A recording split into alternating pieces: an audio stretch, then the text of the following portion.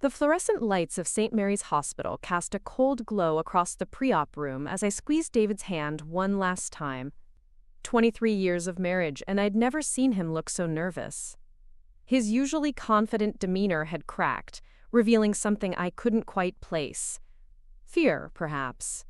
Or maybe guilt. "It's just a routine procedure, honey," I whispered, trying to comfort him despite being the one about to go under the knife. The tumor in my abdomen was benign, the doctors assured us, but it needed to be removed. "I'll be back to annoying you about leaving your socks on the floor before you know it." David's smile didn't reach his eyes. He kissed my forehead, his lips lingering longer than usual. "I love you, Sarah. More than you'll ever know." There was something final about the way he said it, like a goodbye rather than a see you soon. The anesthesiologist appeared beside my gurney, syringe in hand. "Ready, Mrs. Chen?" I nodded, looking back at David one more time. He was already walking away, his phone pressed to his ear. The last thing I heard before the medication pulled me under was his hushed voice saying, "It's happening today. By tonight, I'll be free." I should have been unconscious for hours.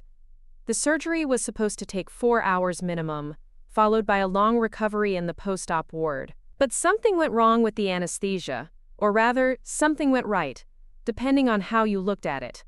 My body metabolized the drugs faster than expected, and I found myself swimming back to consciousness much earlier than anyone anticipated.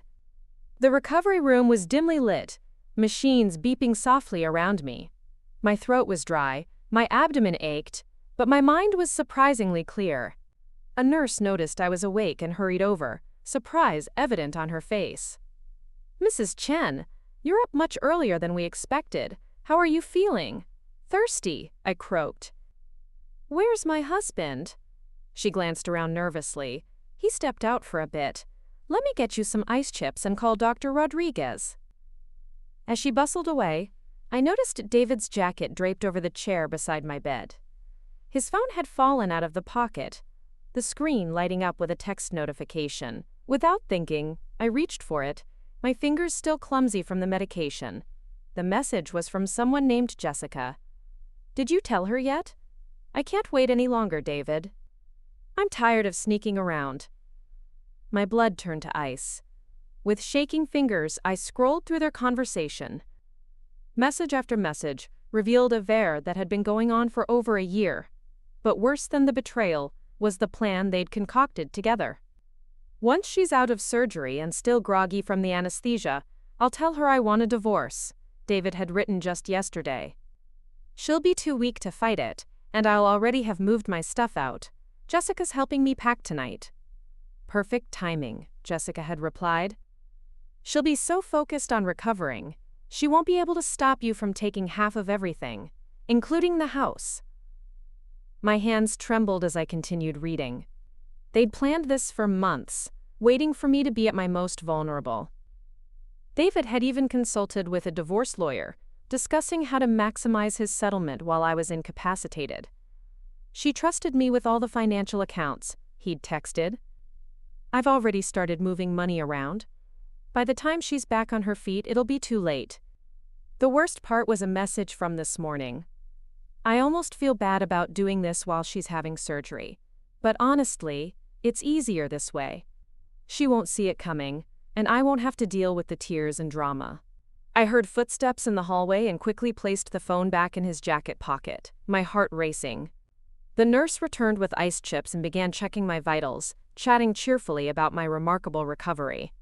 I nodded and smiled, playing the part of the grateful patient while my world crumbled around me. David appeared in the doorway 20 minutes later, and for the first time in our marriage, I truly saw him clearly. His smile was practiced, his concern performed. He was dressed in his best shirt, the one I'd bought him for our anniversary last year, probably planning to look his best when he delivered the news that would destroy me. "Sarah, thank God you're awake. The doctor said you came through beautifully." He leaned down to kiss my cheek, and I had to fight every instinct not to recoil. "How do you feel?" "Wonderful, actually," I said, my voice steadier than I felt. "Clear-headed, Like I can see everything perfectly for the first time in years. Something flickered across his face. Confusion, maybe concern. This wasn't the groggy, vulnerable woman he'd been expecting. That's great, honey. Really great. He sat down heavily in the chair, fidgeting with his wedding ring. Listen, Sarah, there's something we need to talk about. Something important. Oh, I completely agree, I said, reaching for the cup of ice chips. There's definitely something important we need to discuss. But first, I'm curious. How did your phone call go earlier? The one you took right before my surgery. His face went pale. What phone call? The one where you said you'd be free by tonight. I watched him carefully, noting how his hands started to shake. I was still conscious when you walked away, David. Funny how anesthesia works sometimes. He opened his mouth to deny it, but I held up my hand. Before you say anything, you should know that Jessica texted you about 10 minutes ago. Something about not being able to wait any longer? Your phone was lighting up quite a bit while you were gone. The color drained completely from his face. He looked like a man who'd just realized he'd walked into a trap of his own making. Sarah, I can explain. Oh, I'm sure you can. You've probably been practicing your speech for months. I sat up straighter in the hospital bed, ignoring the pull of my stitches. Were you planning to wait until I was more drugged up? Or were you going to start with the divorce papers right now? He stood up abruptly, pacing to the window. You don't understand. Our marriage, it's been over for years. We're just going through the motions. Our marriage has been over for years? I laughed, but there was no humor in it.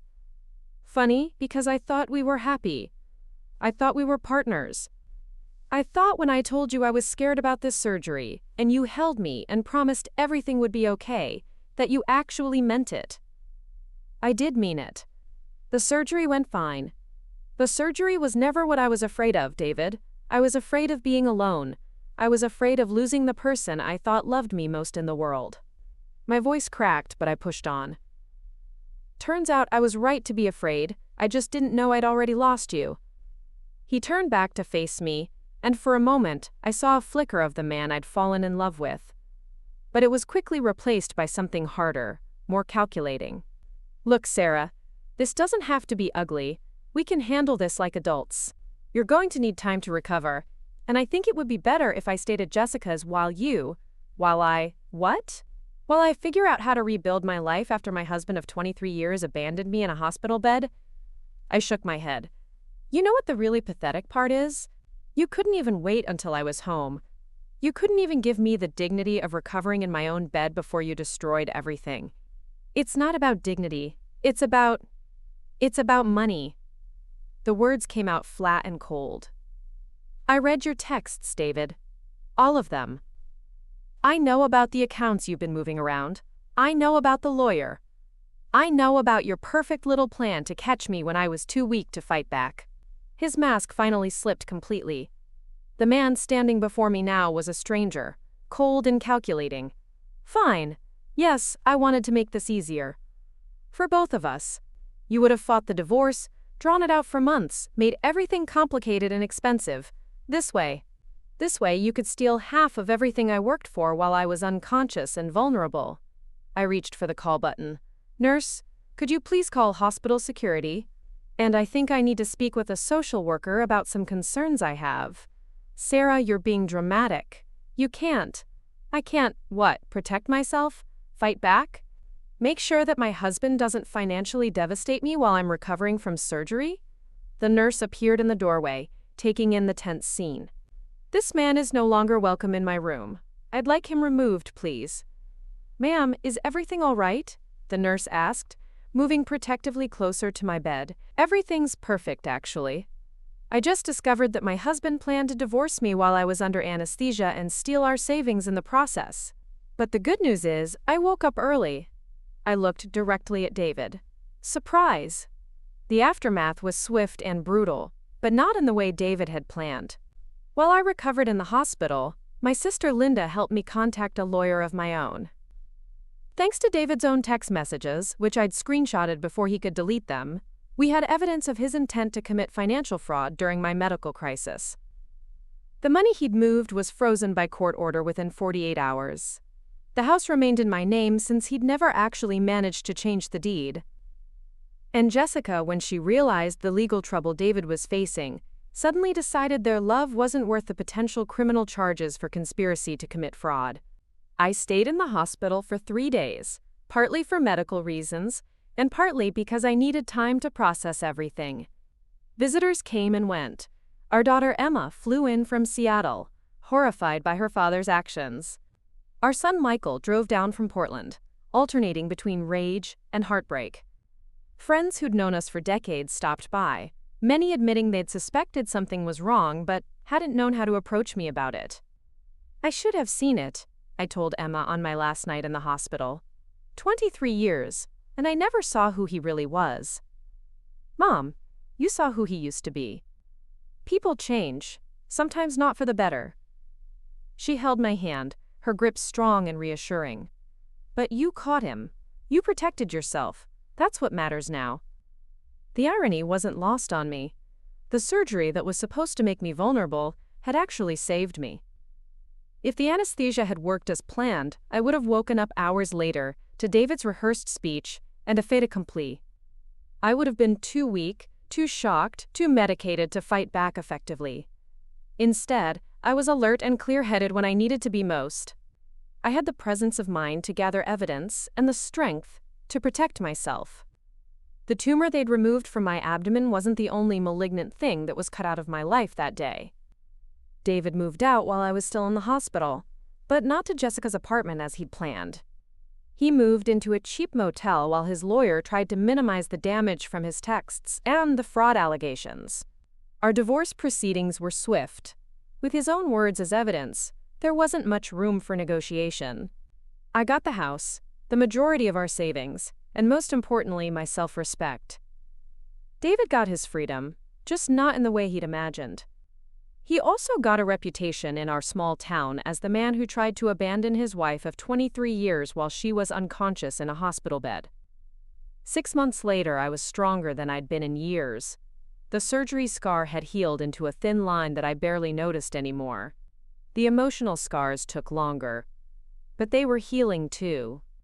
I'd started a support group for women facing medical crises and divorce, and I'd gone back to school to finish the nursing degree I'd abandoned when I got married. Emma called me one evening while I was studying for my anatomy exam. Dad tried to reach out, she said without preamble. He wants to apologize. Says he wants to make things right. I set down my textbook and considered this. What did you tell him? I told him that some things can't be made right. That some betrayals are so complete they destroy any chance of forgiveness. There was a pause. Was that okay? That was perfect. I looked around my house now, at the life I was rebuilding. You know what's funny? He thought catching me when I was weak would make things easier for him. But finding out when I was strong enough to fight back was the best thing that could have happened to me. You're amazing, Mom. I hope you know that. After we hung up, I went back to my textbook, but my mind wandered to that moment in the hospital room when I'd first read those texts. The betrayal had been devastating, but the timing had been a gift. I'd woken up just in time to save myself. Sometimes the best thing that can happen to you is discovering the truth when you're strong enough to handle it. Sometimes the worst betrayal leads to the best new beginning. And sometimes, when someone shows you exactly who they are, the kindest thing you can do for yourself is believe them the first time. I never saw David again after that day in the hospital. I heard through mutual friends that he and Jessica didn't last. Apparently, when the excitement of the affair wore off and the reality of legal bills set in, their great love story lost its appeal. He was living alone now, working a job he hated to pay off the lawyers he'd needed to keep himself out of jail. As for me, I was finally living the life I was meant to have. It just took waking up at exactly the right moment to find it. Burkeepa's J. The nursing program was more challenging than I'd anticipated, but in the best possible way. At 47, I was older than most of my classmates, but my life experience gave me advantages they didn't have. When we practiced taking patient histories, I could read between the lines in ways that came from having lived through real pain, real betrayal, real recovery. My clinical rotations began 8 months after my surgery, and I found myself drawn to the oncology ward. There was something about being with people who were fighting for their lives that put everything else in perspective. My own battle seemed smaller by comparison, though no less significant. It was during my second week in oncology that I met Margaret, a 72-year-old woman who'd been admitted for complications from her chemotherapy. Her husband had been by her side every day for 6 weeks, sleeping in the uncomfortable hospital chair, bringing her crossword puzzles, and reading her mystery novels when her eyes were too tired to focus. 60 years married next month, she told me as I checked her vitals.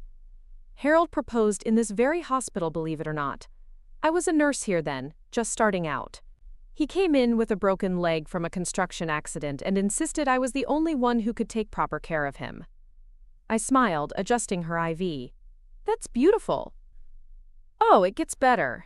He was so nervous about proposing that he practiced his speech on every nurse on the ward. By the time he actually asked me, half the hospital was in on it. She squeezed my hand with surprising strength.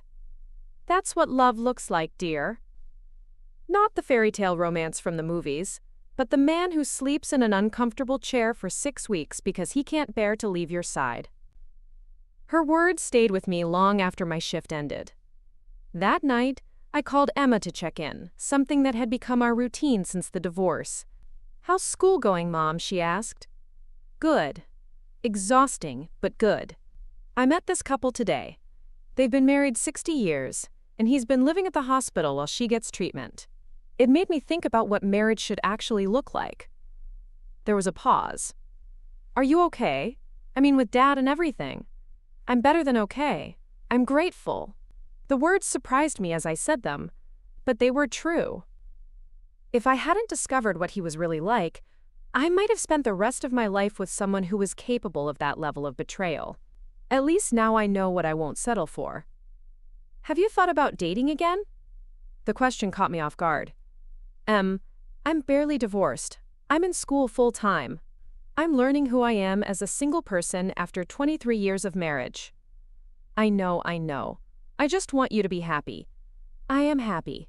For the first time in years, maybe decades, I'm genuinely happy. It was true, but that didn't mean the healing was linear. There were still moments when the betrayal hit me like a physical blow. Like the Tuesday afternoon when I was grocery shopping and ran into Mrs. Peterson from our old neighborhood. Sarah, how wonderful to see you. How are you feeling after your surgery? Much better, thank you. And how's David? I haven't seen him around lately. I'd had this conversation dozens of times, but it never got easier. We're divorced, Mrs. Peterson. He left me while I was in the hospital. Her face went through a series of expressions: confusion, shock, then something that might have been anger. He what? He'd been planning it for months, waiting until I was vulnerable. I kept my voice even, matter of fact. The emotional reactions of others to my story had taught me that the calmer I remained, the more impact the truth had. That's monstrous. Mrs. Peterson's voice dropped to a whisper. Sarah, I had no idea if there's anything I can do. Thank you, but I'm doing well. Really well, actually. It was during these encounters that I realized how my story was spreading through our community. David had underestimated how people would react to what he'd done. In a small town where everyone knew everyone, his actions had made him something of a pariah. I heard through the grapevine that he'd been quietly asked to step down from the coaching position he'd held at the community center. The law firm where he worked had made it clear that his behavior reflected poorly on their values, and several clients had specifically requested different representation. Meanwhile, the support group I'd started was growing rapidly. What had begun as 6 women meeting in the community center's smallest room had expanded to over 20 regular attendees, with a waiting list for new members. We'd moved to the main hall and were considering splitting into multiple groups. I never thought I'd be grateful for cancer, said Jennifer, a 42-year-old mother of 3 whose husband had filed for divorce the day after her mastectomy. But it showed me who he really was before I wasted any more years on him. The stories were heartbreakingly similar. Medical crises that revealed the true character of spouses who'd seemed loving and supportive, right up until the moment their partner needed them most. But what struck me wasn't the similarity of our experiences. It was the strength that emerged from them. "We're like a forest after a fire," said Maria, a 60-year-old woman whose husband had emptied their joint accounts while she was having heart surgery. "The ground looks devastated at first, but what grows back is stronger than what was there before." It was Maria who suggested we start a legal advocacy component to our group. Too many women were facing the same financial manipulation I'd encountered, often without the evidence or resources to fight back effectively. What if we had a lawyer who specialized in these cases? Someone who understood the specific vulnerabilities that medical emergencies create? She proposed during one of our meetings. That suggestion led me to contact attorney Rachel Kim, the lawyer who'd handled my own case. She was intrigued by the idea and offered to provide pro bono consultations for group members who needed immediate legal protection. "What you're doing is important," she told me during our meeting to set up the partnership. Financial abuse during medical crises is more common than people realize, but it's rarely prosecuted because the victims are too overwhelmed to fight back effectively. How often do you see cases like mine? More than I'd like to admit, but yours was unusual because you caught it in real time and had evidence. Most of my clients don't discover the financial damage until months later, when it's much harder to prove intent. The legal advocacy program launched 6 months later, and within the first month we'd helped 3 women freeze assets and file protective orders against spouses who were attempting financial manipulation during their medical treatment. The local news picked up the story, and suddenly I was fielding calls from women across the state who'd found themselves in similar situations. "You've started something bigger than a support group," Rachel told me after our program was featured in a statewide legal journal.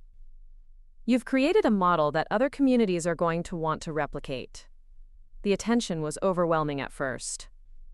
I'd gone from being a woman whose private life had been shattered to someone who was becoming a public advocate for medical and financial justice. It wasn't a role I'd sought, but it felt like a natural extension of everything I'd learned about myself in the past year. My nursing classes were going well too. I was maintaining a 3.8 GPA despite the demands of running the support group and managing my own ongoing legal proceedings. David's divorce attorney had continued to file frivolous motions, apparently hoping to exhaust my resources and force a more favorable settlement. But Rachel had warned me this might happen, and I was prepared for the long game. "He's trying to make this so expensive and time-consuming that you'll give up," she explained, after his 4th motion for reconsideration was denied. It's a common tactic when someone knows they don't have a strong case. "How long can this go on?" "As long as he has money to pay his lawyer. But each frivolous motion makes his position weaker, and your case for attorney's fees stronger." The irony wasn't lost on me that David was spending more on legal fees than he would have lost in a fair settlement. But I'd learned that his actions weren't entirely rational. They were driven by a combination of anger at being caught and humiliation at how his behavior had been received by our community. Michael called me one evening in late spring, nearly a year after my surgery. "Dad reached out again," he said, without preamble. We'd developed this direct communication style since the divorce. No small talk, just the important information. "What did he want this time?" "He's been asking about you. Specifically, he wanted to know if you were dating anyone." I almost laughed. Why would that matter to him? "I think he's finally realizing what he lost. Jessica's been gone for months. He's basically persona non grata in town, and from what I can tell, he's pretty miserable. And he thinks my romantic life is his business because he's an idiot who thought he could trade in his wife for a newer model and keep all the benefits of the life you built together." Michael's voice carried an edge I'd rarely heard before. "I told him you were none of his business anymore, and that if he had something to say to you, he could go through your lawyer." "Good. Mom, can I ask you something?" "Of course." "Are you dating? I mean, I'd be happy for you if you were. You deserve to be with someone who actually appreciates you." The question made me pause. "I've had a few coffee dates. Nothing serious. Honestly, I'm not sure I'm ready for anything serious yet." This was mostly true. There had been coffee with Dr. Martinez, the attending physician for my surgery, who'd asked me out 3 months after my recovery. Coffee with James, a fellow nursing student who was returning to school after his own divorce. And dinner with Paul, a widower I'd met through the support group's legal advocacy program. All of them had been kind, respectful men who seemed genuinely interested in getting to know me. But I found myself comparing every interaction to what I'd thought I had with David, trying to identify the red flags I'd missed the first time around. "There's no rush," Michael said. "I just want you to know that Emma and I support whatever makes you happy." After we hung up, I thought about what would make me happy. A year ago, I would have said saving my marriage. 6 months ago, I would have said just getting through each day without falling apart. Now, my definition of happiness was more complex. I was happy in my clinical rotations, especially when I was able to help a patient advocate for themselves or navigate a difficult diagnosis. I was happy during our support group meetings, watching women find their strength and reclaim their lives. I was happy in my tiny apartment with its secondhand furniture and plants I was learning to keep alive. But Michael's question had touched on something I'd been avoiding thinking about: the possibility that my story wasn't finished. That healing from betrayal didn't have to mean closing myself off to the possibility of real love. It was during my oncology rotation that I met Dr. Samuel Chen, no relation, despite the shared surname. He was the head of palliative care, a soft-spoken man in his early 50s who had a remarkable ability to help patients and families navigate the most difficult conversations about end-of-life care. I watched him work for several weeks before we had our first real conversation. It happened during a particularly challenging shift when we lost 2 patients within hours of each other. I was sitting in the break room, still processing the grief that came with this kind of work, when he sat down across from me. "First week in oncology?" "Second." "Does it get easier?" "No," he said simply, "but you get better at carrying it." Something about his honesty was refreshing. Most people tried to offer platitudes about death being part of life, or finding meaning in suffering. Dr. Chen just acknowledged that some things were hard, and left it at that. "How long have you been doing this?" I asked. 15 years. I started after my wife died of pancreatic cancer. I wanted to make sure other families had better support than we did. "I'm sorry for your loss." "Thank you. It was 7 years ago now." He paused, seeming to consider whether to say more. "I heard about what happened with your surgery and your divorce. I'm sorry you went through that." I tensed automatically.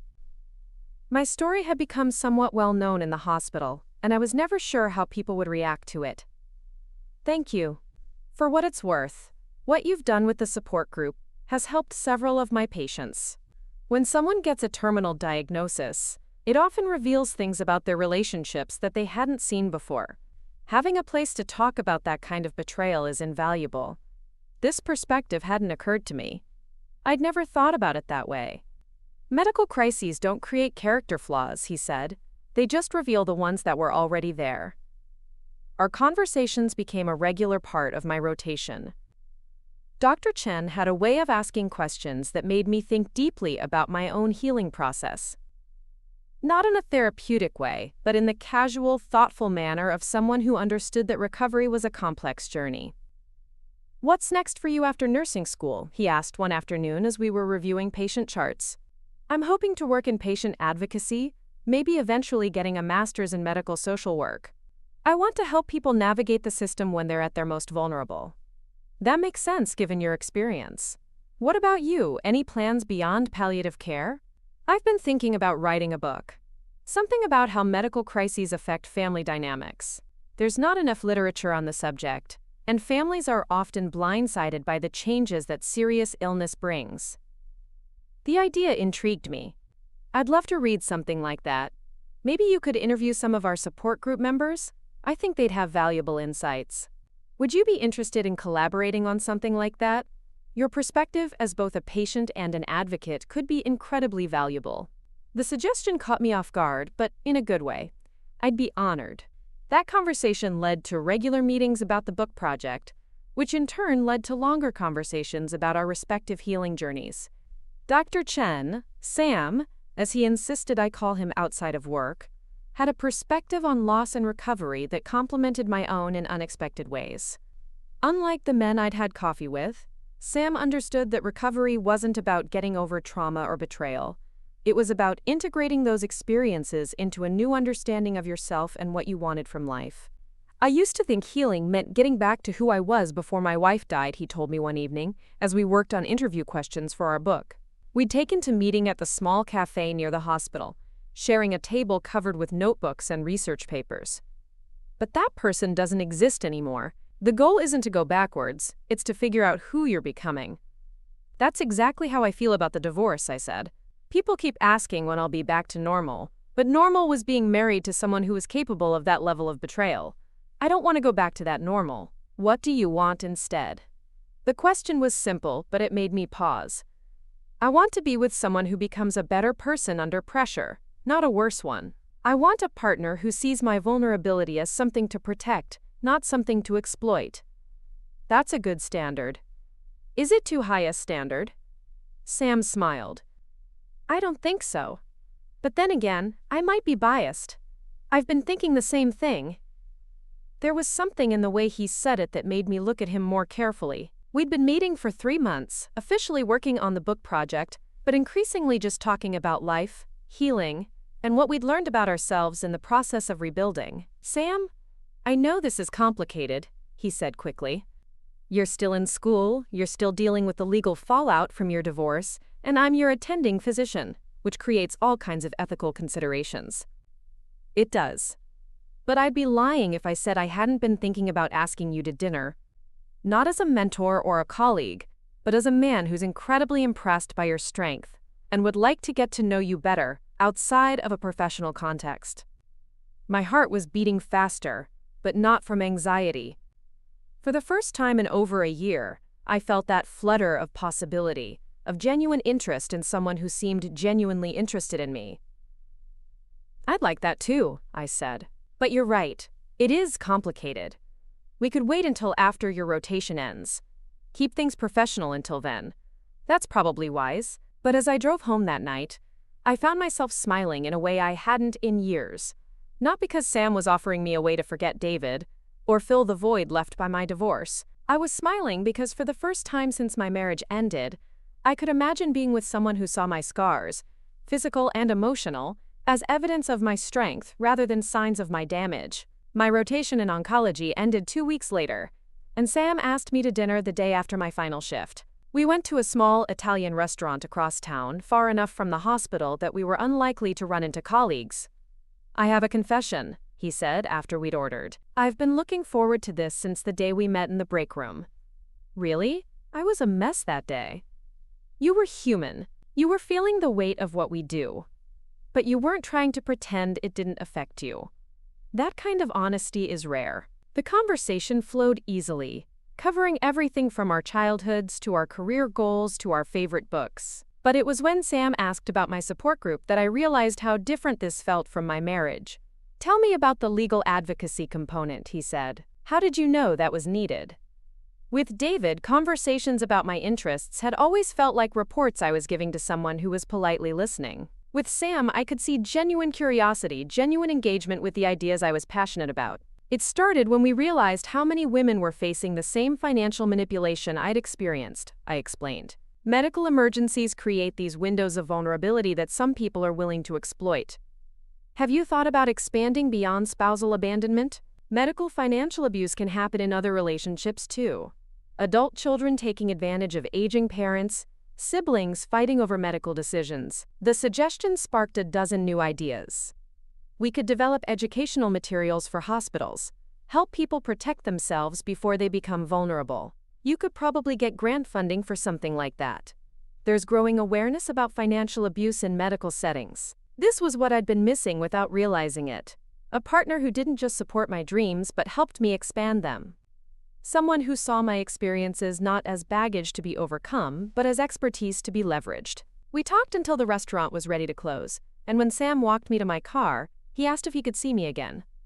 I'd like that very much, I said. He kissed me gently, and for the first time in over a year, I felt like I was exactly where I was supposed to be. Emma called the next morning while I was still floating from the success of my date.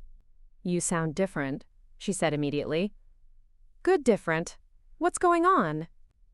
I told her about Sam, about the book project, about the possibility of expanding the advocacy program. "Mom, this is amazing. You sound so alive." "I feel alive. For the first time in years, maybe decades." "Are you going to keep seeing him?" "I think so. We're taking it slowly, but yes." "Good. You deserve someone who appreciates how incredible you are." After we hung up, I thought about how much had changed since that day in the hospital when I'd read David's texts. The woman who'd been planning to spend her recovery time trying to save her marriage was gone. In her place was someone who knew her own worth, who'd built a life centered around helping others, who'd learned the difference between being alone and being lonely. My phone rang later that afternoon. I didn't recognize the number, but something made me answer. "Sarah? It's David." My stomach dropped, but not in the way it would have 6 months ago. The sound of his voice didn't bring back the old pain. It just felt like an intrusion from a life I'd left behind. "What do you want, David?" "I want to talk to you, in person. There are things I need to say." "Then say them to my lawyer." "Sarah, please. I know I hurt you, I know I made terrible mistakes, but I want to make things right. You can't make this right. There is no making this right. Just give me 5 minutes, please." Against my better judgment, I agreed to meet him at a coffee shop downtown the next afternoon. I called Rachel first to let her know about the contact, then called Sam to tell him what was happening. "Do you want me to come with you?" Sam offered. "No, but thank you. This is something I need to do alone." "Call me afterward?" "Definitely." David was already waiting when I arrived at the coffee shop, seated at a corner table with 2 cups of coffee. He looked older than I remembered, thinner, with new lines around his eyes that hadn't been there a year ago. "Thank you for coming," he said as I sat down across from him. "You have 5 minutes." "I've been in therapy," he began, trying to understand how I became the kind of person who could do what I did to you.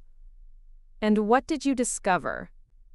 "That I was selfish and cowardly, and I convinced myself that our marriage was broken so I could justify breaking it myself." He stared into his coffee cup. "I told myself you'd be happier without me, that we were just going through the motions, but the truth is I was scared." "Scared of what?" "Of getting older. Of being ordinary. Of having wasted my life in a small town with a small job and small dreams." He looked up at me. "Jessica made me feel young again, made me feel like I was special, like I deserved something more exciting than the life we'd built. So you decided to blow up everything we'd created together. I thought I could have both. I thought I could leave you but keep all the good parts of our life, the house, the money, the respect of our community. I thought if I timed it right, you'd be too weak to fight me on any of it. And when that didn't work out, you spent the next year trying to make my life as difficult as possible through the legal system." I was angry. At you for catching me, at Jessica for leaving when things got complicated, at everyone in town for treating me like a pariah. He shook his head. "I know how that sounds. I know it's ridiculous to be angry at you for protecting yourself." "Yes, it is. I want to withdraw all the pending motions. I want to finalize the divorce on the terms your lawyer proposed. I want to stop fighting you on everything." This was not what I'd expected. "Why now?" "Because I heard about your support group, about the work you're doing, about how you've built this whole new life. And I realized that while I've spent the last year trying to punish you for ruining my plan, you've been out there actually helping people and becoming the person you were always meant to be." He paused, seeming to gather his courage. "I also heard you might be seeing someone new. My personal life is none of your business." "I know. But it made me realize that I lost my chance to be part of your story a long time ago. I can keep trying to drag you down, or I can step back and let you live the life you've earned." I studied his face, looking for signs of manipulation or hidden agenda, But he just looked tired and sad and genuinely remorseful. "What do you want from me, David? Forgiveness? I want you to know that I understand what I lost. I want you to know that what I did to you was unforgivable, and I'm not asking you to forgive me. I just want you to know that I see now who you really are. And I'm sorry it took losing you for me to figure that out." We sat in silence for a moment. A year ago, these words might have meant something to me. Mommy. They might have opened the door to reconciliation, or at least to some kind of friendship. But now they just felt like too little too late. "I appreciate you saying that," I said finally. "And I'm glad you're in therapy. I hope you figure out how to be happy with your own life instead of trying to destroy other people's. Are you happy with your new life?" The question surprised me with its genuine curiosity rather than bitterness. "Yes, I'm very happy." "Good, you deserve to be happy."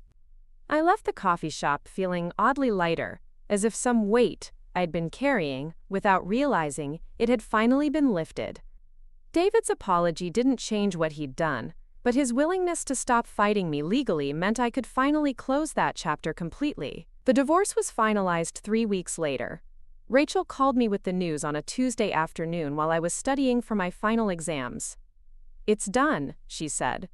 "He withdrew all pending motions and accepted the settlement terms we proposed. You're officially free." Free. The word resonated in a way I hadn't expected. Not free from David.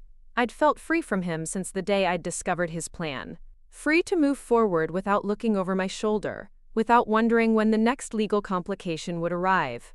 I called Sam first, then Emma and Michael, then the members of my support group who'd been following my case as an example of how to protect yourself during medical and financial crises. "How does it feel?" Sam asked when we met for dinner that evening. "Like the end of one story and the beginning of another." Speaking of which, I have some news about our book project. I heard back from the publisher today. And? They want to offer us a contract. They think there's a real market for this kind of resource, especially if we can include practical advice alongside the personal stories. I stared at him in disbelief. "They want to publish our book?" "Our book.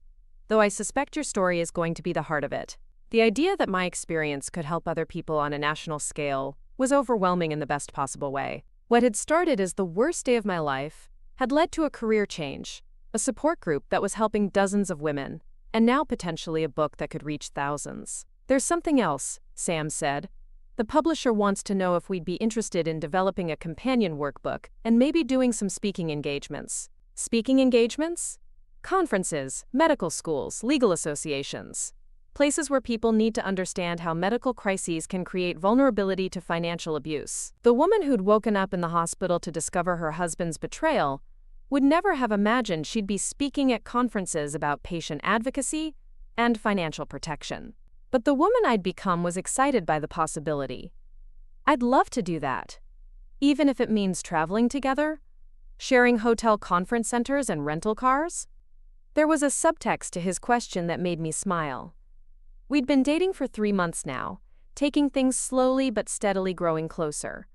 The idea of traveling together for work felt like a natural next step, especially if it means traveling together. Sam reached across the table to take my hand. "I have one more piece of news. More good news, I hope?" "The best. I love you." The words hung in the air between us, and I realized that this was the first time in over a year that someone had said those words to me, and I'd believed them completely. "I love you too." We were both quiet for a moment, acknowledging the significance of what we'd just said. This wasn't the desperate, clinging love I'd felt for David at the end of our marriage. This was the steady, confident love that came from really knowing someone and choosing them anyway. "So what happens now?" I asked. "Now we finish our degrees, publish our book, help more people protect themselves during medical crises, and see where this goes." "That sounds perfect." As we left the restaurant that night, walking hand in hand through the downtown area where I'd once felt like a stranger in my own life, I thought about how drastically my definition of success had changed. A year ago, success would have meant saving my marriage, keeping my family intact, maintaining the status quo. Now success meant helping other women avoid the trap I'd nearly fallen into. It meant building a career around advocacy and education. It meant being with someone who saw my strength rather than my vulnerability, who wanted to build something new rather than just preserve something old. My phone buzzed with a text from Emma. Just wanted to say I'm proud of you. For everything. Dad never deserved you, but it sounds like Sam might. I showed the message to Sam, who smiled as he read it. Smart daughter. She gets it from her mother. Yes, she does. The next morning, I had my final clinical evaluation before graduation. My supervising nurse, Mrs. Rodriguez, had been working in the hospital for 30 years and had a reputation for being tough but fair. You've been one of the most impressive students I've worked with, she told me as we reviewed my performance.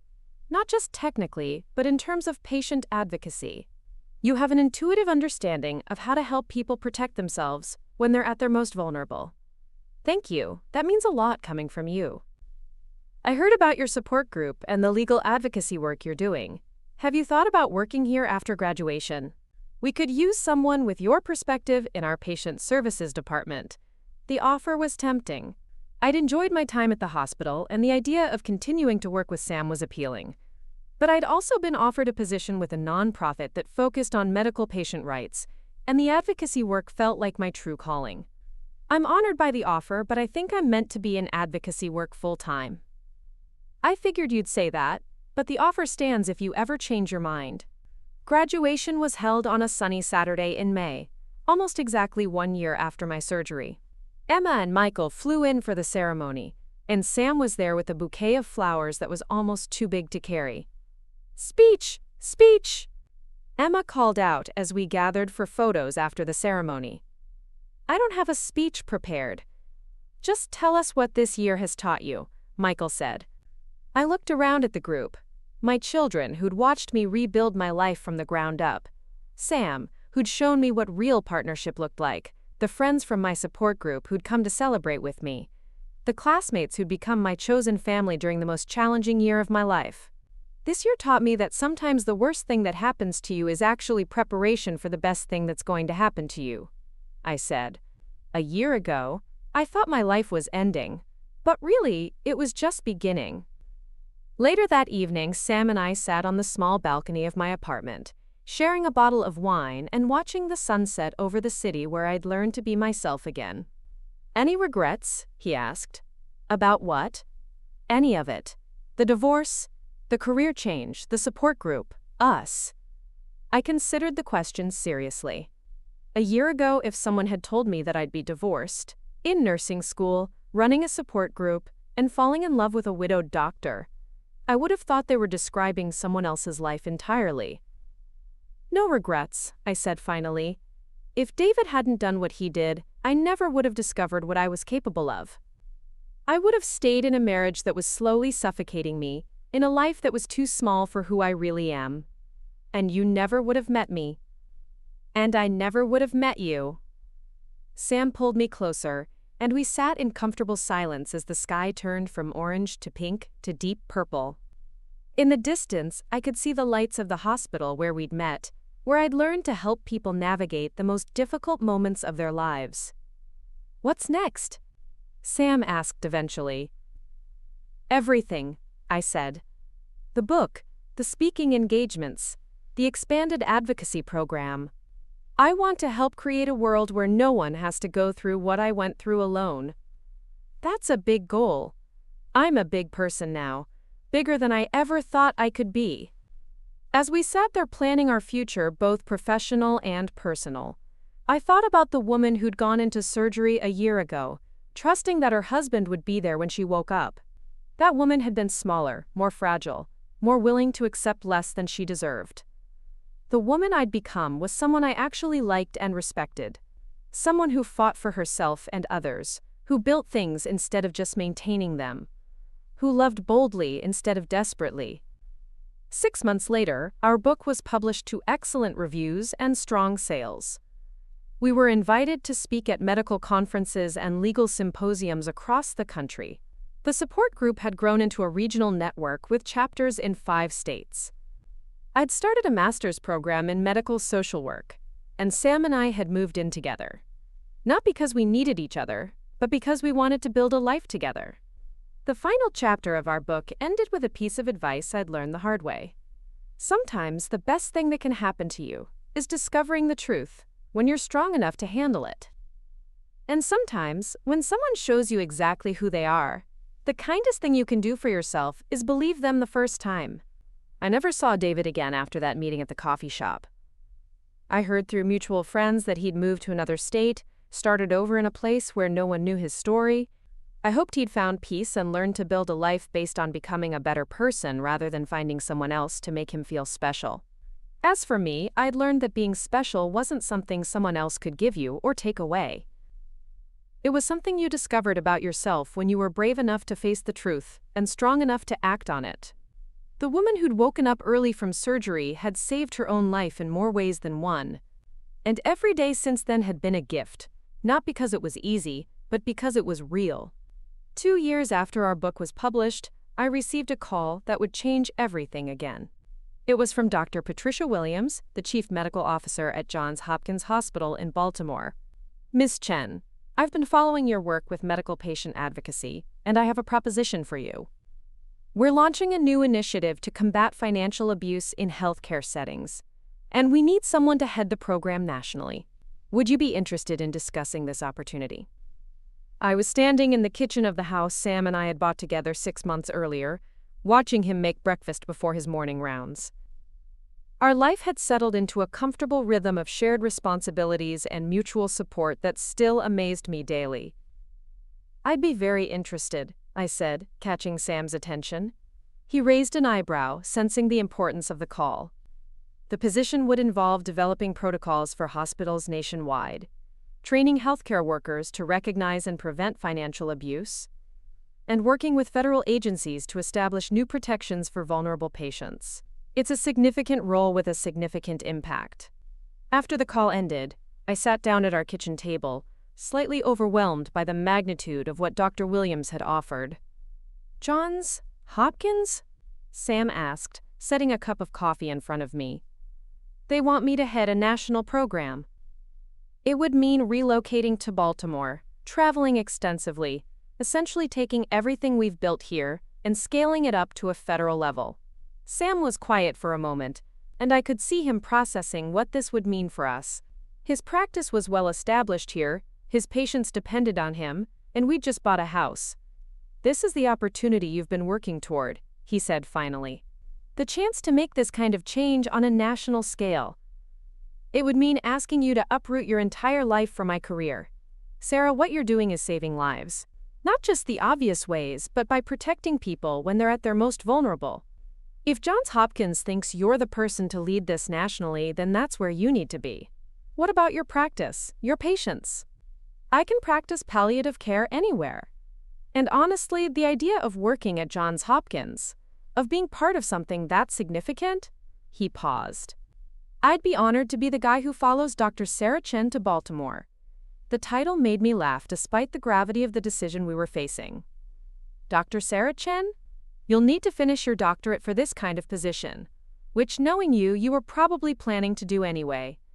He was right. I'd been considering doctoral programs in healthcare policy and administration. This opportunity would provide the perfect framework for that advanced degree.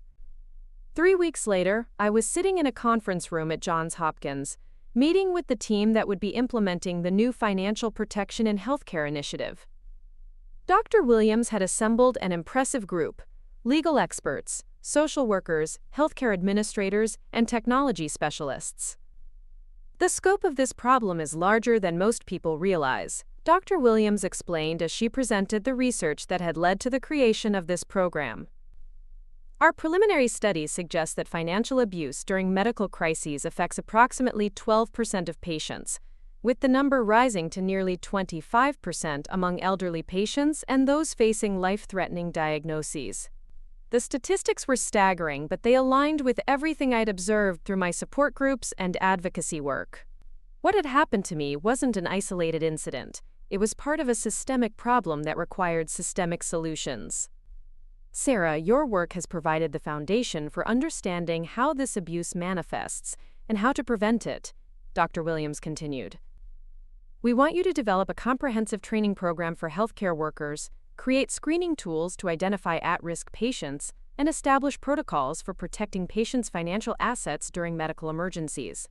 The challenge was enormous, but so was the potential impact. We could create safeguards that would protect millions of people from the kind of betrayal I'd experienced. "I accept," I said. "When do we start?" The transition to Baltimore took 3 months. Sam found a position in the palliative care department at Johns Hopkins, and we sold our house for more than we'd paid for it. The support group I'd started was now being run by Maria and Jennifer, with Rachel continuing to provide legal support. The model we'd developed was being replicated in communities across several states. "You've created something that's bigger than any one person now," Maria told me during my farewell gathering. "That's the mark of real leadership, building something that can thrive without you." The women in the group had become some of my closest friends, and leaving them was harder than I'd anticipated. But they were right that the movement had grown beyond my individual involvement. The principles we'd established, immediate legal protection, peer support, financial advocacy, were being implemented by people who'd never heard my story but understood the importance of the work. Emma and Michael were both excited about my new position, though Emma couldn't resist teasing me about my rapid career advancement. "From abandoned hospital patient to national healthcare policy leader in 3 years," she said during one of our weekly phone calls. "That's quite a trajectory, Mom." "It doesn't feel rapid when you're living it day by day," I replied. "It feels like each step led naturally to the next one." "Are you nervous about the scope of this new job?" I considered her question. 2 years ago, the idea of heading a national initiative would have terrified me. Now it felt like the logical continuation of work I'd been doing all along, just on a larger scale. I'm excited more than nervous. For the first time in my life, I feel like I'm doing exactly what I'm supposed to be doing. My first year at Johns Hopkins was intense and rewarding in ways I hadn't expected. The research component of my role involved studying financial abuse patterns across multiple hospital systems, identifying the specific vulnerabilities that predators exploited, and developing intervention strategies that could be implemented by healthcare workers without extensive legal training. What we discovered was both disturbing and hopeful. Disturbing because the scope of the problem was even larger than our initial estimates. Hopeful because the solutions were often surprisingly straightforward once healthcare workers knew what to look for. The key is recognizing the warning signs early, I explained during a presentation to the American Medical Association's annual conference.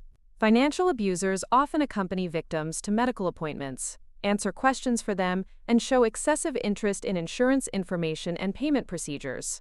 Healthcare workers can protect patients by conducting financial conversations privately and providing information about protective resources. The presentation was well received, but it was the conversations afterward that showed me the real impact of our work. Doctor after doctor approached me with stories of patients they'd suspected were being financially manipulated, but hadn't known how to help. "We see it all the time in geriatrics," said Dr. Rodriguez, an attending physician from Denver.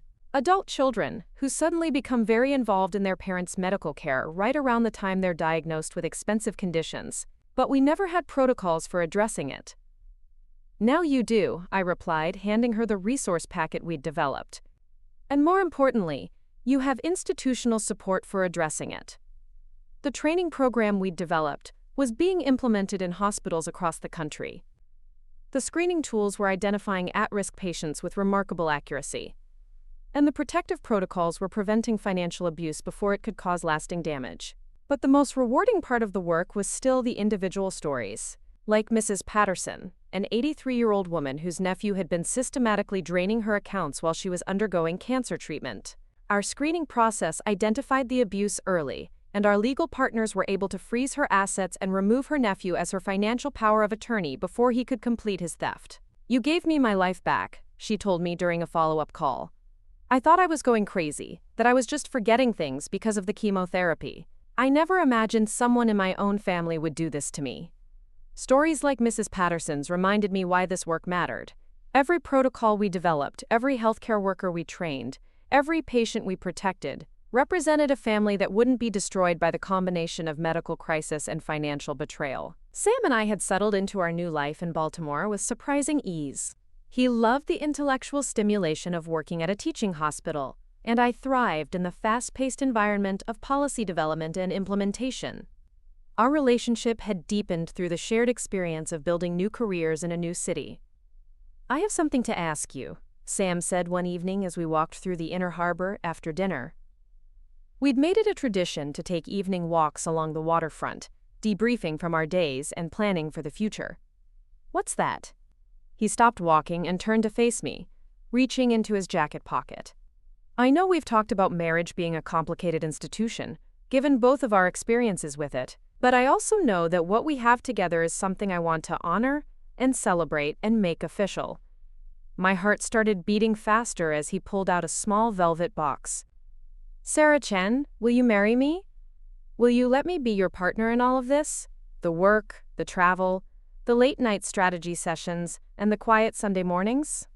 Will you let me love you for the rest of our lives?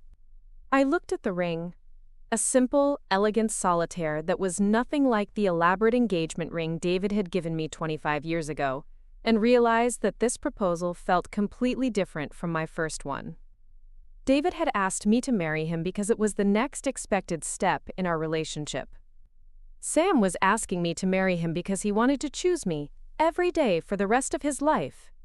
Yes, I said, laughing and crying at the same time. Yes, absolutely yes. He slipped the ring onto my finger, and it fit perfectly, just like everything else about our relationship. There's one more thing, he said as we continued walking, my hand in his.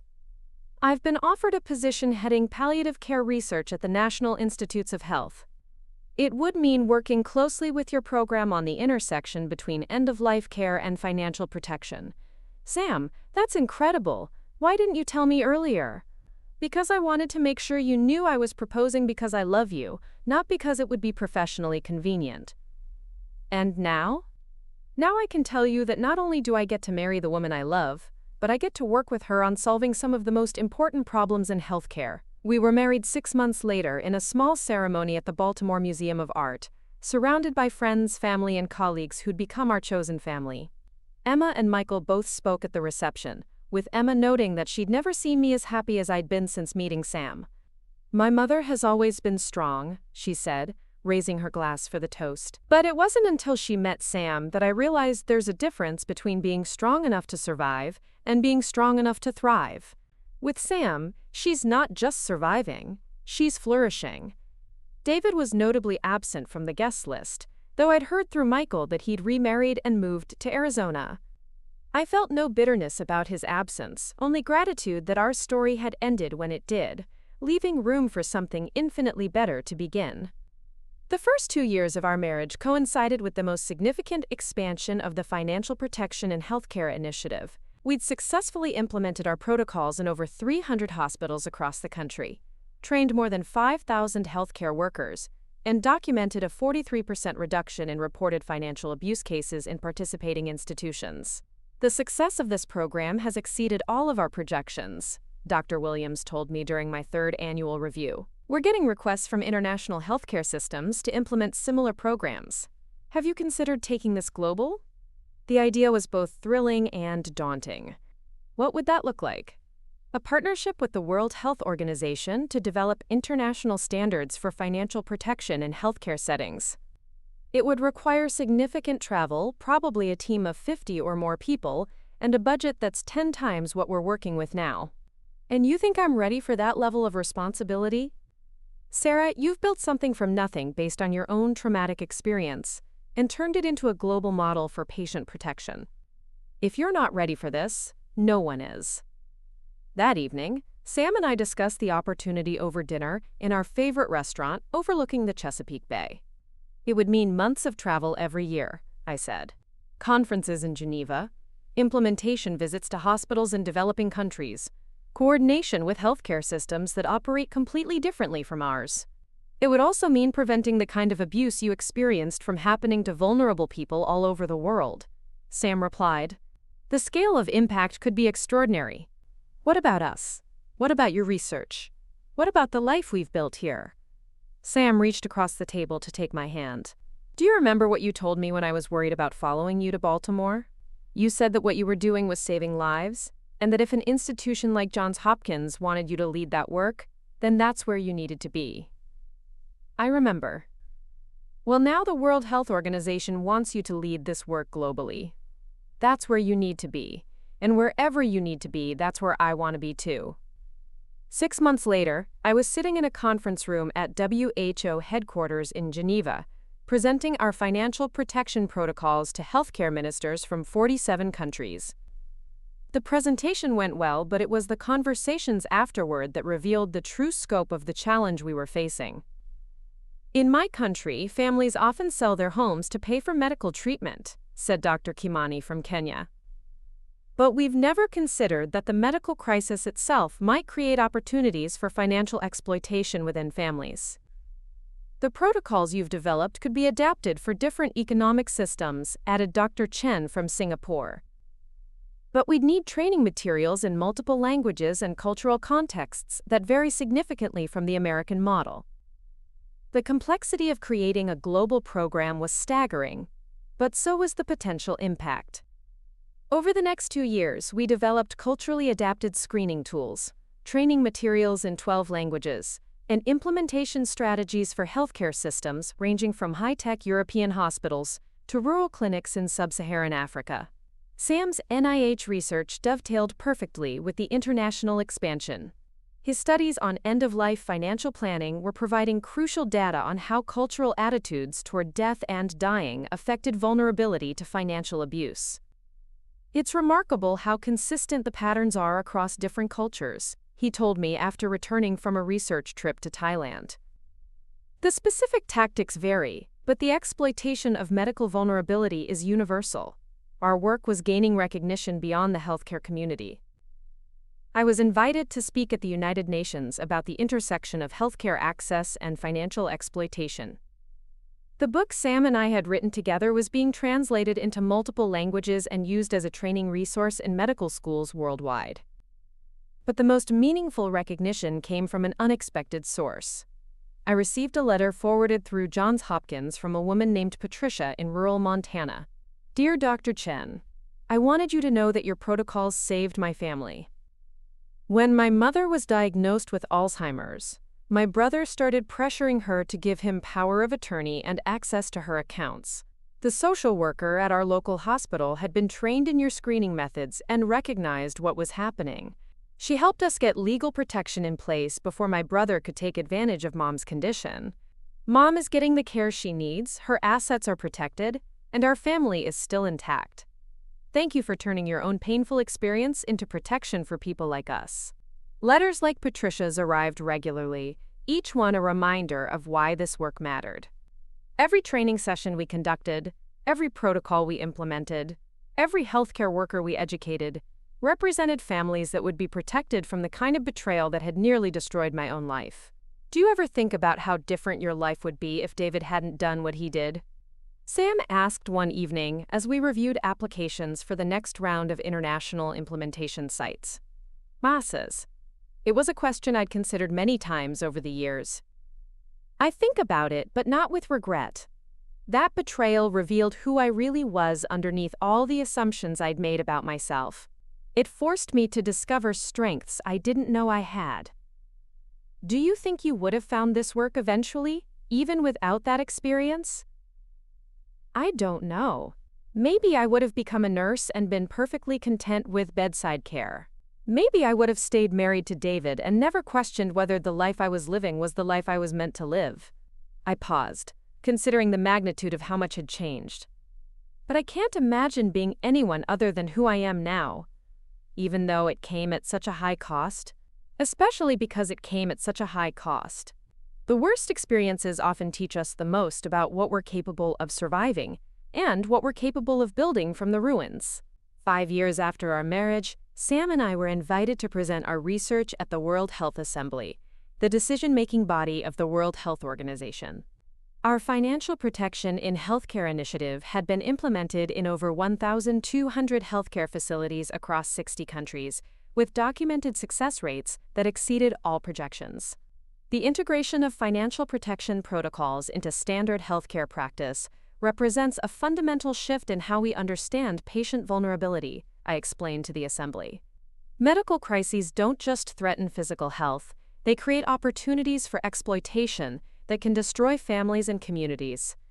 By training healthcare workers to recognize and prevent financial abuse, we protect not just individual patients, but the social fabric that supports healing and recovery. The presentation received a standing ovation, but more importantly, it resulted in a resolution calling for all WHO member countries to develop financial protection standards for healthcare settings within the next 3 years. You've essentially created a new standard of care, Dr. Williams told me afterward. Financial protection is now considered as essential to patient safety as infection control or medication management. The success was gratifying, but it also marked a transition point in my career. The foundational work was complete. The next phase would involve supporting implementation rather than developing new protocols. For the first time in years, I had the luxury of considering what I wanted to do next, rather than simply responding to the next crisis or opportunity. I've been thinking about writing another book, I told Sam as we walked along the shores of Lake Geneva after the WHO presentation. Not about protocols and procedures this time, but about the personal journey of rebuilding after betrayal. What would you want to say that you haven't already said? I want to write about the difference between surviving trauma and transforming it into purpose. I want to help people understand that the worst thing that happens to you doesn't have to define you, it can refine you. That's a book the world needs. I also want to write about love after loss. About the difference between relationships that diminish you and relationships that expand you. About what it means to be with someone who sees your scars as evidence of your strength rather than signs of your damage. Sam stopped walking and pulled me into his arms. That's a story worth telling. We returned to Baltimore with a new sense of possibility. The global infrastructure for financial protection in healthcare was established and functioning well. Sam's research had been accepted for publication in the New England Journal of Medicine. We had the financial security and professional recognition to choose our next steps based on passion rather than necessity. But before I could begin work on the new book, I received a phone call that brought my journey full circle. Mrs. Chen, this is Dr. Martinez from St. Mary's Hospital. I was your surgeon 5 years ago when you had your abdominal tumor removed. Of course, Dr. Martinez. How can I help you? We're implementing your financial protection protocols here at St. Mary's, and I wondered if you'd be willing to speak to our staff about the development of the program. It would mean a great deal to have you here, given that this is where your own experience began. The irony of returning to the hospital where David had planned to abandon me, now as a recognized expert in protecting vulnerable patients, was not lost on me. I'd be honored to speak to your staff. 2 weeks later, I stood in the same conference room where I'd once attended support groups for families dealing with medical crises. Now I was addressing a room full of healthcare workers who would be implementing the protocols I'd developed, based on my own experience in these halls. Financial abuse during medical crises often begins with small violations of trust that escalate over time. I explained to the assembled doctors, nurses, and social workers. The patient who seems confused about their insurance information, the family member who answers all financial questions, the power of attorney that was signed under questionable circumstances. These are all red flags that your training will help you recognize. After the presentation, Dr. Martinez walked me through the hospital, pointing out the changes that had been made since my surgery. We've installed privacy screening in all financial counseling areas, he explained. We've trained our social workers to conduct individual financial capacity assessments. And we've established partnerships with legal advocates who can provide immediate protection for at-risk patients. We passed the recovery room where I'd first read David's texts, where I'd discovered the betrayal that would ultimately transform my life. The room looked exactly the same, but I felt like a completely different person standing in it. Dr. Chen, can I ask you something personal? Dr. Martinez said as we concluded the tour. Of course. Do you ever regret that day? I mean, obviously no one would choose to experience what you went through. But do you ever wish you'd remained unconscious a little longer? Maybe avoided some of the immediate pain? It was a question I'd been asked in various forms over the years, and my answer had evolved as I'd gained perspective on my journey. If I'd stayed unconscious longer, I would have woken up to divorce papers and empty bank accounts. I would have been too weak and shocked to protect myself effectively. David's plan would have worked exactly as he'd intended. I paused, looking around the hospital where so much of my story had begun. Waking up when I did gave me the chance to save myself. Everything that's happened since then, my career, my advocacy work, my marriage to Sam. All of it started with that moment of painful clarity. So no regrets? No regrets. Only gratitude for the strength I didn't know I had, and the life I never could have imagined building. That evening, Sam and I had dinner at the same restaurant where we'd celebrated my nursing school graduation 6 years earlier. The coincidence felt significant, like we were closing one chapter and opening another. "How did it feel, being back there?" Sam asked. "Like visiting a museum of my former life. I could remember being that person, remember the pain and fear and confusion, but it felt like something that had happened to someone else." "You've traveled so far from that moment." "We've traveled so far," I corrected. "None of this would have been possible without the partnership we've built together." Speaking of partnerships, I have some news. Good news, I hope? The best. The NIH wants to fund a 5-year study on the long-term health outcomes of financial abuse prevention in healthcare settings. They want us to co-lead the research.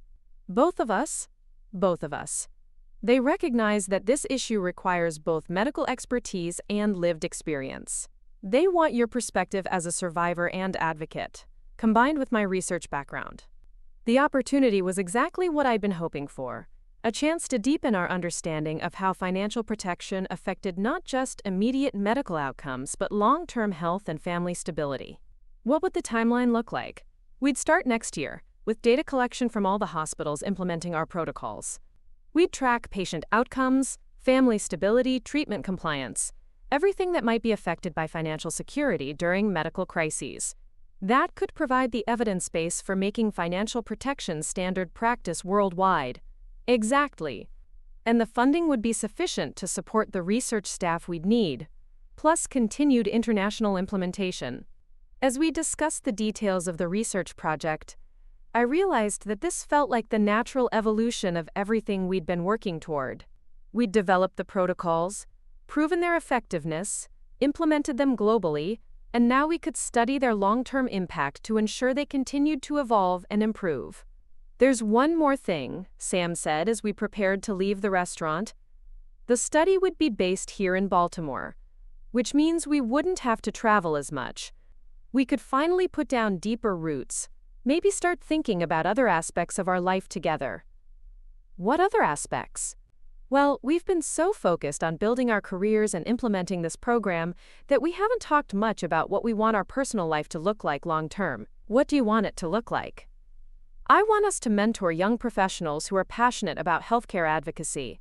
I want us to write more books together. I want us to travel for pleasure sometimes, not just for work." He paused, seeming to gather his courage. "And I want us to consider adoption." The suggestion surprised me, though not unpleasantly. At 52 and 55, we were certainly old enough to have considered our family complete. But the idea of raising a child together, of sharing the wisdom we'd gained through our respective journeys, was unexpectedly appealing. "A child? I know it's a big decision, and I know you already have Emma and Michael. But there are so many children who need homes, and I think we have something valuable to offer. Stability, perspective, unconditional love. You want to be a father. I want to be a father with you. I want us to raise a child who grows up understanding that families can be created intentionally, that love can bloom from unexpected circumstances, that the worst experiences can be transformed into the greatest sources of strength." That night, we talked until nearly dawn about the possibility of adoption. By morning, we'd decided to begin the process of becoming certified as adoptive parents while we launched the new research project. The next 18 months were a whirlwind of activity. We began the NIH study, collecting data from hospitals across the globe about the outcomes of financial protection protocols. The results were even more positive than we'd anticipated. Not only did protected patients have better medical outcomes, but their families showed significantly lower rates of dissolution and financial instability. Simultaneously, we navigated the complex process of adoption certification. Home studies, background checks, interviews, and training sessions that helped us understand the specific needs of children who'd experienced trauma and loss. "Given your own experiences with betrayal and recovery," our social worker explained, "you're uniquely positioned to help a child who's been through difficult circumstances. Your advocacy work demonstrates your commitment to protecting vulnerable people. We were approved for adoption just as the preliminary results of our research study were being prepared for publication. The timing felt significant, as if our professional and personal lives were aligning in perfect synchronization. The call came on a Tuesday morning in March. "We have a 10-year-old girl named Maya who we think might be a good match for your family," our social worker said. "She's been in foster care for 2 years since her mother's death, and she's struggling with trust issues related to financial instability." Maya's story was heartbreakingly familiar. Her mother had died of cancer, but not before her boyfriend had systematically drained the family's resources under the guise of helping with medical expenses. Maya had watched her mother become sicker and poorer simultaneously, then found herself in the foster system when there was no family left to take her in. "She's bright and resilient, but she's very protective of herself," the social worker explained during our first meeting. "She asks a lot of questions about money and security. She wants to know that the adults in her life can take care of themselves so they can take care of her." When we met Maya for the first time, I saw something familiar in her eyes. The wariness of someone who'd learned too young that the people you love most can disappear, taking your security with them. "Do you have enough money to take care of me even if one of you gets sick?" was one of her first questions.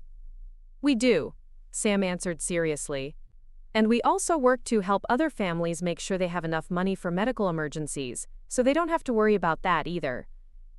"What kind of work do you do?" I explained our advocacy work in terms a 10-year-old could understand. How we help hospitals protect families when someone gets sick. How we make sure people don't lose their homes or their savings when they need medical treatment. "So you help people like my mom?" "We try to. We work to make sure what happened to your family doesn't happen to other families." Something shifted in Maya's expression when she realized that our professional work was directly related to her own experience. Not in a way that made her feel like a case study, but in a way that made her feel understood. The adoption process took 6 more months, during which Maya gradually learned to trust that we were who we claimed to be. She spent weekends with us, then weeks during school breaks, slowly testing whether our commitment to her was real. "Why do you want to adopt me?" she asked during one of our visits to the zoo. "You could adopt a baby instead. Babies are easier." "Babies are certainly different," I replied. "But we're not looking for easy. We're looking for you." "Why me?" "Because you're smart and funny and brave. Because you ask good questions, and you don't give up when things are hard. Because we think we could learn as much from you as you could learn from us. And because," Sam added, "families aren't just about blood relations. They're about people who choose to love each other and take care of each other. We choose you." Maya's adoption was finalized on a sunny day in October, exactly 7 years after my surgery and David's betrayal. As we signed the final papers in the courthouse, I reflected on how dramatically my understanding of family had evolved. 7 years ago, I thought family was something you were born into or married into, something static and permanent. Now I understood that the strongest families were often the ones created intentionally, built on shared values and mutual choice rather than accident of birth. Emma and Michael were thrilled to have a little sister, despite the fact that they were both adults with their own lives. During Maya's first Christmas with us, watching her open presents while surrounded by her new siblings, I realized that this was what happiness looked like. Not the absence of pain or struggle, but the presence of people who choose to love you regardless of what you've been through. "She's lucky to have you," Emma told me as we cleaned up wrapping paper on Christmas morning. "We're all lucky to have each other," I replied, watching Sam help Maya set up the computer we'd given her for her interest in coding. The research study was completed 3 years later, providing definitive evidence that financial protection protocols during medical crises improved not just immediate outcomes, but long-term family stability and health indicators. The results were published in multiple journals and led to the establishment of international standards for financial protection in healthcare settings. Maya, now 13, had become an integral part of our advocacy work in ways we'd never expected. Her perspective as someone who'd experienced the consequences of financial abuse during medical crises provided insights that enriched our understanding of the long-term impacts on children and families. "When adults fight about money while someone is sick, kids blame themselves," she explained during a presentation we gave to pediatric healthcare workers. They think if they were better kids or if they didn't cost so much money, maybe their family wouldn't be falling apart. Her contributions to our work were so valuable that we began incorporating the voices of young people who'd been affected by medical financial abuse into our training materials and policy recommendations. Maya's generation will grow up with protections that didn't exist when her mother was sick, Sam observed during one of our evening walks through our Baltimore neighborhood. The work we've done will prevent other children from experiencing what she went through. Do you think she understands the significance of that? I think she understands that her experience mattered, that her pain served a purpose beyond just being something to survive. That's a powerful thing for a kid to know. As Maya entered high school, she began expressing interest in following in our footsteps, talking about careers in healthcare policy and patient advocacy. But she also showed aptitude for technology and innovation, suggesting new ways to use digital tools to protect vulnerable patients. What if there was an app that helped people create financial protection plans before they got sick? She proposed during one of our family dinners. Like something that walked them through setting up protections and educated them about what to watch out for? The idea was brilliant, and it led to a collaboration with technology developers to create exactly the kind of resource Maya had envisioned. The app, which we named Financial First Aid, became one of the most downloaded patient advocacy tools in the country. 10 years after Maya's adoption, our family had settled into a rhythm that balanced professional achievement with personal fulfillment. Sam and I had published 4 books together, lectured on 6 continents, and seen our financial protection protocols implemented in over 3,000 healthcare facilities worldwide. Maya had graduated from high school as valedictorian and was heading to MIT to study biomedical engineering with a focus on healthcare innovation. I want to use technology to solve the problems you've been solving with policy, she explained during her graduation party. I want to create systems that make financial abuse impossible, not just detectable. Emma and Michael had both built successful careers, Emma in nonprofit management and Michael in education, and had given us 3 grandchildren who called Maya Auntie and treated her as a beloved family member rather than an adopted latecomer. The day Maya left for college, Sam and I found ourselves alone in our house for the first time in 7 years. The quiet felt strange after so much activity and conversation. Do you miss it already? Sam asked as we sat in what had been Maya's room, now packed with boxes ready for storage. I miss her already, but I'm also excited for her. She's going to do things we never imagined possible. Do you think we prepared her well enough? I think we taught her that families can be created by choice, that the worst experiences can be transformed into the greatest strengths, and that it's possible to build something meaningful from the ruins of what came before. I looked around the room where Maya had spent her teenage years feeling safe and loved. If that's all we taught her, it's enough. That evening, we received a text from Maya. Thank you for showing me that families are made of people who choose to love each other, and that the hardest experiences can become the foundation for the most important work. I love you both. She gets it, Sam said after reading the message. She always did. That's why she was meant to be ours.